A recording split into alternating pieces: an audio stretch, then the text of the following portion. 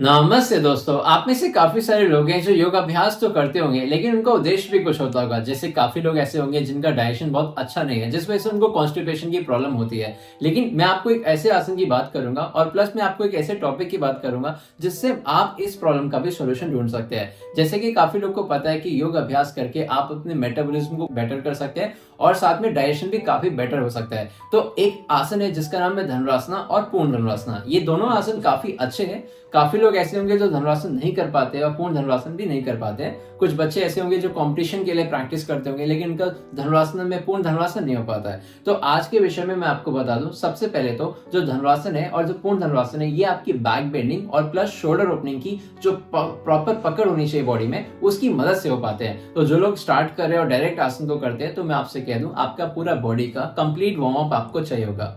अब बात करते हैं कैसे आप अपनी बैक बेंडिंग डेवलप करेंगे। जैसे कि आप देख सकते हैं आपकी पूरी स्पाइन में काफी सारी आपकी हड्डियां हैं, इरेगुलर शेप होता है हमारी स्पाइन का।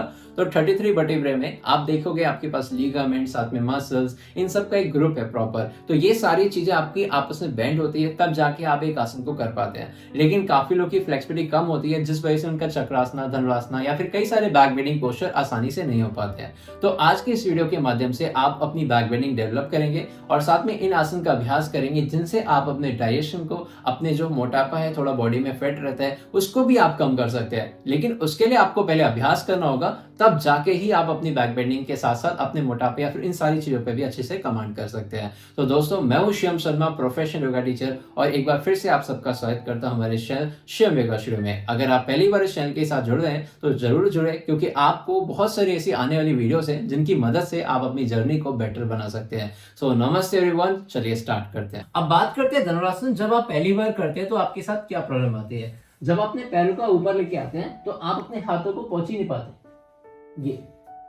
ये जो प्रॉब्लम है ये बहुत कॉमन है। अगर आपकी बेंडिंग बहुत कम है तो ये प्रॉब्लम आपके साथ आएगी।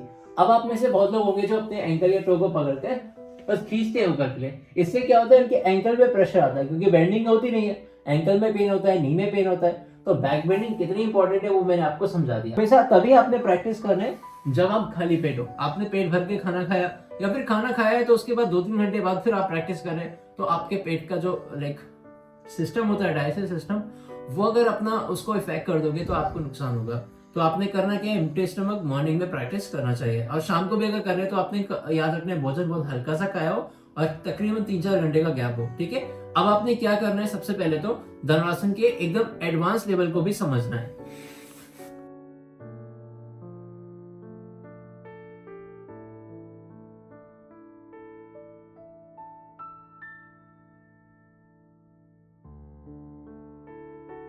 अब बात करते हैं पूर्ण धनुरासन की। ये भी एक ऐसा आसन है जो कि सबका सपना होता है कि हम ऐसा आसन भी करें, खासकर उन बच्चों का जो कंपटीशन में पार्टिसिपेट करते हैं या फिर शुरुआत में अपने आसन में इंप्रूवमेंट चाहते हैं, बहुत अच्छा हो आसन भी देखने में अट्रैक्टिव लगे। तो ये जो आसन है काफी अच्छा है। आप देखिए इसको कैसे करना चाहिए। दोनों पैरों को आपने अच्छे से मिला देना है और फिर आप अपने एल्बोज को अच्छे से रोटेट करेंगे। जो प्रॉब्लम आपको आती है वो आपकी आती है एल्बो रोटेशन की। तो ये प्रॉब्लम कब आएगी, जब आपकी बेंडिंग बहुत कम होगी और आपके शोल्डर भी अच्छे से ओपन नहीं होंगे। तो देखिए, अगर आपका शोल्डर ओपनिंग अच्छा होगा तो किस तरीके से आप रोटेट करेंगे। आपने इस तरीके से शी बनाना है और प्रॉपर आपने लॉक कर देना है।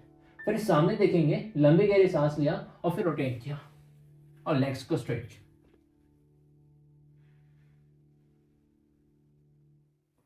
फिर धीरे से वापस आ।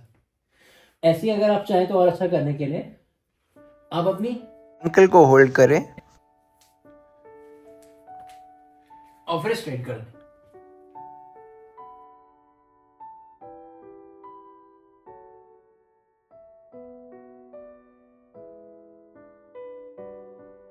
अब आपने ये 2 ब्लॉक लेने हैं और अपनी बैक बेंडिंग को एनहेंस करना है। तो आप करेंगे क्या, दोनों हाथों को अच्छे से अपने ब्लॉक पे रखा, फिर आप अपने पेल्विस को यानी कि थोड़ा नी को पास में लाएंगे और पेल्विस को एकदम अपने ब्लॉक के जस्ट सामने प्लेस करना है। इसके बाद आप करेंगे क्या, आप अपनी एल्बो को थोड़ा बाहर ले जाएंगे और बेंडिंग करेंगे इस तरीके से। नेक को ज्यादा लटकाने की कोशिश मत करें, पेन होगा, वरना सामने देखते हुए धीरे से बेंड होगा। पूरा फोकस आपकी लोअर बैक। चाहे तो अपने पैरों को मिलाइए और पास में लाइए, फिर वापस आकर आपने ऐसे ही रिलैक्स भी करना है। अब एक और ऐसी टेक्निक जिससे आप अपनी लोअर बैक अपर बैक को काफी एक्टिवेट कर सकते हैं। आपने 2 ब्रेक लेने हैं और इन दोनों ब्रेक के ऊपर इस तरीके से हाथ रखेंगे। चाहे तो पहले अच्छे से लेट जाए पीठ के बल और अपने हाथों को पीछे रखें। देखिए जो आपकी ब्लॉक है वो आपके पेल्विस के आसपास है। फिर आपने लंबी गहरी सांस लेकर अपनी बॉडी को लिफ्ट कर रहे हैं इस तरीके से। बस अगर आप लिफ्ट करते चले जाएंगे तो आपकी बेंडिंग काफी अच्छी हो जाएगी।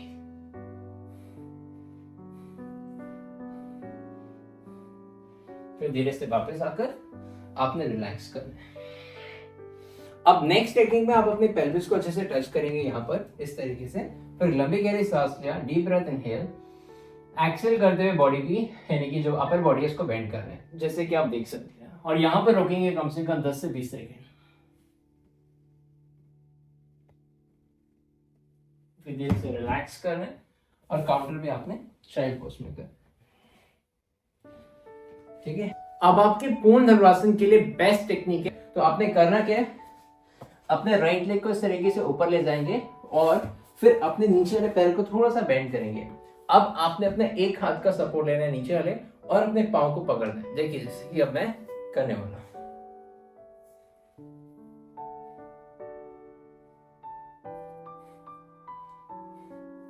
फिर रोटेट करेंगे ऐसे ही।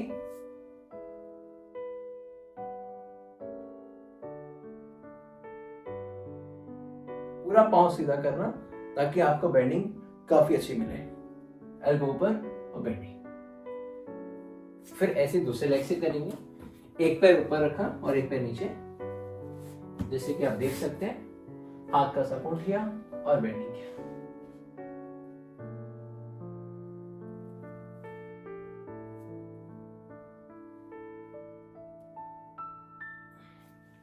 फिर रिलैक्स करके आपने अच्छे से आराम देना है। आई होप आपको आज की इस वीडियो के माध्यम से पूर्ण धनुरासन और धनुरासन के विषय में काफी हद तक जानकारी मिल गई होगी। अब आप कोई भी ऐसी मिस्टेक्स ना करें जिससे आप अपने आप को इंजर्ड कर ले, क्योंकि योग आसन करने से आपको फायदे होने चाहिए, आपको कोई नुकसान नहीं होने चाहिए। तो आप अभ्यास करें प्रॉपर और सटीक तरीके से। इसके काफी सारे बेनिफिट्स हैं। अगर आपको ये सारे बेनिफिट मिलते हैं तो जरूर कमेंट में अभ्यास करने के बाद जरूर लिखने का। और साथ में अगर आप पहली बार इस चैनल पे आए हैं तो प्लीज सब्सक्राइब करिए और लाइक करिए इस वीडियो को और शेयर करिए अपने फ्रेंड के साथ जिनको भी इन आसनों का अभ्यास करने का बहुत शौक है लेकिन नहीं कर पा रहे। अगर आपकी एज 30+, 40+, 50+ है लेकिन आपको अभ्यास करने का बहुत मन है तो आप हमारे चैनल पर रहते हुए काफी सारे वीडियोस को आप देखें और अपने अंदर का एक मोटिवेशन को एनहेंस करिए जैसे कि इन लोगों ने किया है और आप भी कर सकते हैं। तो आज के लिए इतना ही। मिलते हैं अपनी नेक्स्ट वीडियो में। नमस्ते। नमस्ते, मेरा नाम प्राजक्ता देगलुरकर है और मैं शिवम सर के रेगुलर क्लास की स्टूडेंट हूँ। सर को ज्वाइन करते हुए मुझे 1.5 मंथ हो गया है। शिवम सर को मैं यूट्यूब पे 1 ईयर से फॉलो कर रही थी।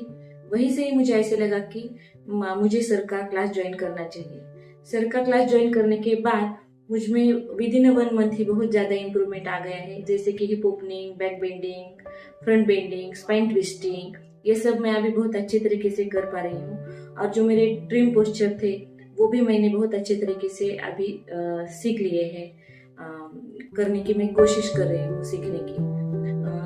पहले तो मुझे ऐसे लगा था कि ऑनलाइन क्लास करके मैं ये सब कभी भी नहीं सीख पाऊंगी, लेकिन सर का ऑनलाइन क्लास करके ही मैंने ये सब अचीव कर लिया है with in 1 month he. Sir की जो टीचिंग टेक्निक्स है वो बहुत ही ज़्यादा यूनिक और इफेक्टिव है।